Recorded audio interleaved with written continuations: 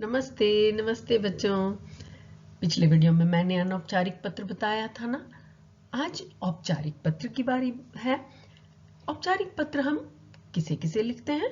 सरकारी कार्यालयों के जो कर्मचारी होते हैं ना, जैसे विद्युत विभाग, जल आपूर्ति अधिकारी हुए, फिर नगर पालिका को अगर लिखना है, पुलिस को, पुलिस अधीक्षक को, या किसी भी थाना अध्यक्ष, किसी को भी लिखना है, आपके अपने प्रधानाचार्य को लिखना है, किसी पत्रिका के प्रकाशक को लिखना है, व्यावसायिक संस्थान को लिखना है, इन सब में से किसी को भी, परिवहन विभाग को, किसी को भी लिखना हो जहां हम औपचारिकता निभाते हैं, इंग्लिश में उसे फॉर्मल लेटर कहते हैं, है ना।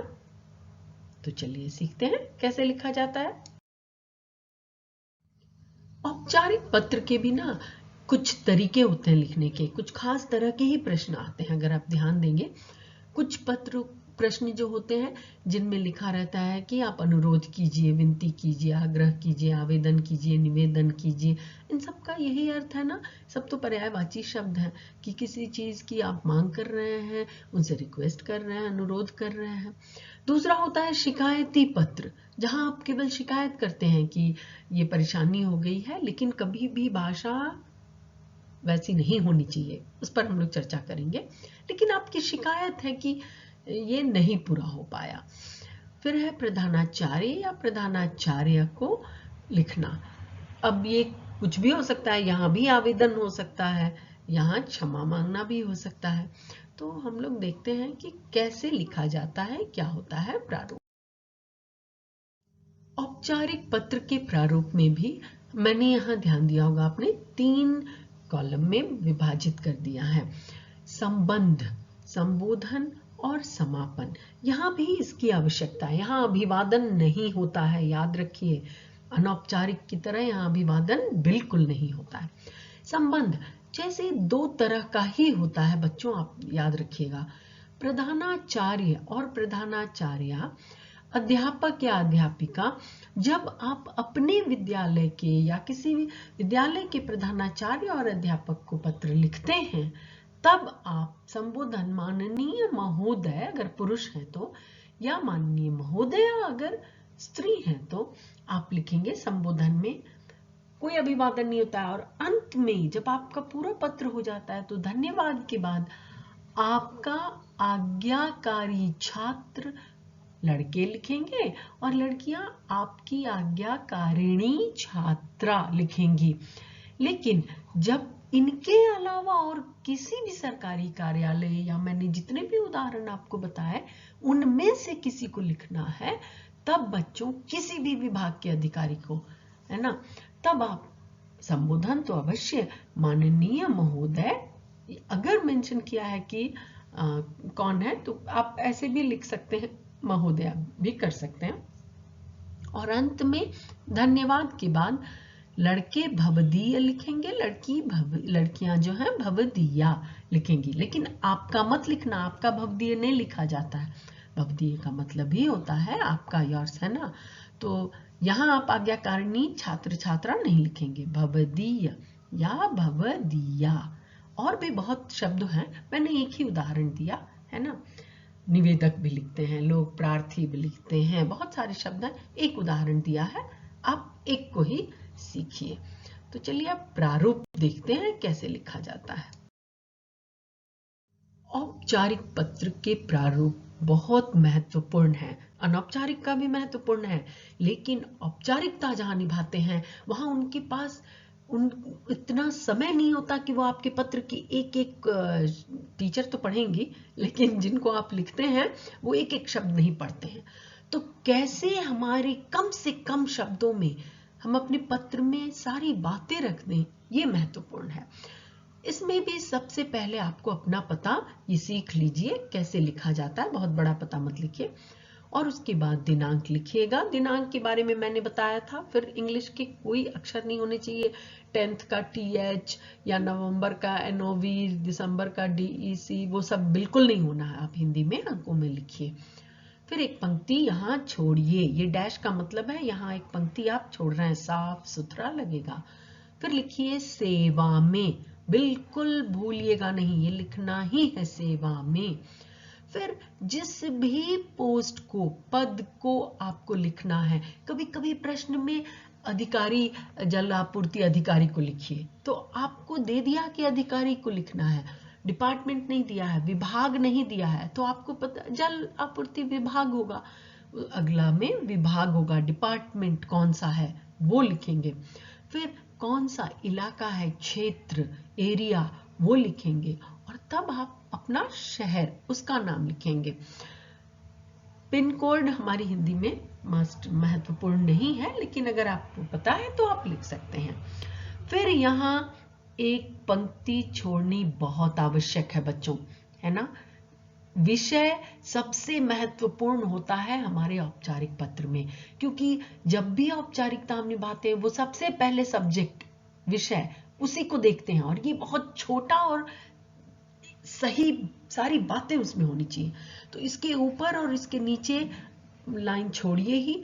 और यहाँ अगर मान लीजिए यहाँ पर मैंने देखा है बच्चे पूरे प्रश्न को उतार देते हैं, प्रश्न नहीं उतारना है, आपको बहुत सहज तरीके से लिखना है। जैसे मान लीजिए आप शिकायती पत्र लिख रहे हैं कि बहुत सारी बिजली, बार बार बिजली यहाँ कट जाती है, बिजली चली जाती है, तो बिजली जाने, तो आप शिकायत कीजिए, कहा गया है प्रश्न पत्र में, तो आप लिखेंगे बिजली जाने की शिकायत। शिकायत लिखते हुए पत्र लिख रहा हूं, ऐसे नहीं लिखना है ना। फिर अगर मान लीजिए आप किसी चीज का निवेदन कर रहे हैं कि यहाँ बहुत चोरियां हो रही हैं, कृपया, या बहुत, तो इस पर ध्यान दिया जाए, तो चोरी, हमारे मोहल्ले में होने वाली चोरी को दूर करने का निवेदन, बस पत्र ही है। निवेदन के लिए पत्र लिखने की आवश्यकता नहीं है, आप पत्र ही लिख रहे हैं, आप न कोई कहानी लिख रहे हैं, न कविता लिख रहे हैं, बस निवेदन, शिकायत, या जो भी आप क्षमा मांग रहे हैं, जो भी, तो इसकी क्षमा, बस उसके आगे पूरा नहीं लिखना है, छोटा सा सब कुछ पता चलना चाहिए। तो ये महत्वपूर्ण है, इसलिए मैंने इस पे समय दिया। फिर है माननीय महोदय, यहां भी पंक्ति छोड़े, माननीय महोदय, कॉमा, और बिल्कुल यहां से लिखने की जरूरत नहीं है, आप ये समझिए अब ये आपका मार्जिन है, तो आप यहीं से शुरू करें। सविनय निवेदन यह है कि मैं जयनगर का निवासी, और अपना नाम लिखिए, और बिल्कुल मत लिखिए कि ये हूं, तो ये निवेदन तो नहीं कर रहे हैं कि आपका नाम ये है। तो आपको आपका ध्यान अपनी इस समस्या की तरफ आकर्षित करना चाहता हूं या चाहती हूं, या जो भी आपका विषय है उससे जुड़ा हुआ आप लिखिए। बस एक ही पंक्ति, यहाँ 1 से 2 पंक्ति, ज्यादा नहीं। तुरंत एक लाइन छोड़िए, ये भी बहुत जरूरी है। डॉट डॉट लाइन मतलब आपको वहां पंक्ति छोड़नी है, स्पष्ट लगे कि हाँ आपने पैराग्राफ, अनुच्छेद बदला है, दूसरा अनुच्छेद लिखेंगे। जो विषय आपके प्रश्न में दिया गया है वो यहाँ होना अत्यंत आवश्यक है, उसी बात को, और बिल्कुल अनावश्यक बात नहीं लिखनी है। यहाँ इनको कम से कम शब्दों में पूरा करना है, दूसरे अनुच्छेद में आपको बताना है।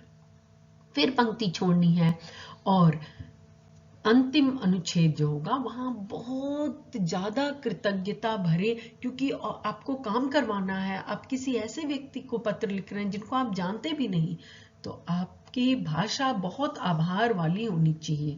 आशा है आप शीघ्र मेरे पत्र पर ध्यान देंगे, इसके लिए हम सब आपके आभारी रहेंगे, या हम कृतज्ञ रहेंगे। बहुत सारे तरीके आपकी पुस्तक में भी मिल जाएंगे, मेरे पास समय नहीं है उतने उदाहरण देने का, मैंने एक आसान सा यहाँ लिख दिया कि हम सब आपके आभार व्यक्त कीजिए, तीसरे अनुच्छेद में।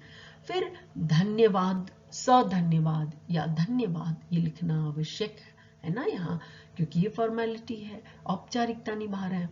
फिर उसके नीचे भवदीय, अगर ये प्रधानाचार्य को है तो क्या लिखेंगे आप, आपका आज्ञाकारी छात्र या आपकी आज्ञाकारिणी छात्रा, अन्यथा आप और किसी को भी लिख रहे हैं तो यहाँ लिखेंगे भवदीय, द में बड़ी ई, और फिर अपना नाम। यही है औपचारिक पत्र का प्रारूप। आप अगर इसे अच्छे से तैयार कर लेंगे तो गलतियां होने का उसकी कोई संभावना ही नहीं है। अंत में मुख्य बिंदु जो इस औपचारिक पत्र की है, बाकी सारी बातें, पत्र का प्रारूप तो सही होना ही है बच्चों, प्रारूप में कोई चीज छूटना ही नहीं है।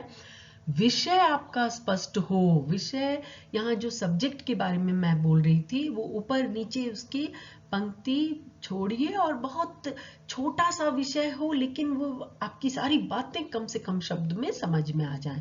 बिना मतलब की बातें ना लिखी गई हों, क्योंकि उनके पास समय नहीं होगा, जो आपको जानते ही नहीं कि आपकी, अन्यथा जो अनावश्यक बातें वो पढ़ें। विचार आपके स्पष्ट हों और कृतज्ञता वाले, विनम्रता का भाव तो हो ही, अंतिम अनुच्छेद में कृतज्ञता, आभार व्यक्त होना ही चाहिए और भाषा अत्यंत सरल हो, इसकी भी आवश्यकता है। बस इतना आपको आ गया तो पत्र आ गया। धन्यवाद बच्चों।